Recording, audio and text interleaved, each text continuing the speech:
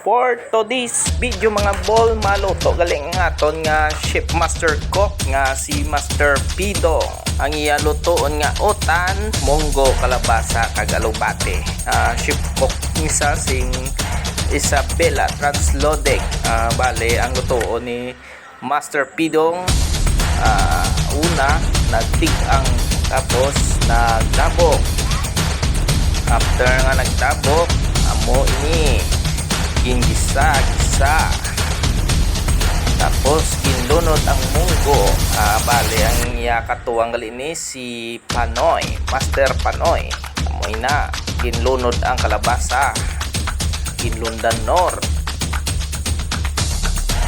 ging haboy tapos sa kagya amo ni gali ang amon nga master cook.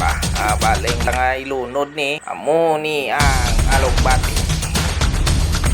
Luto na.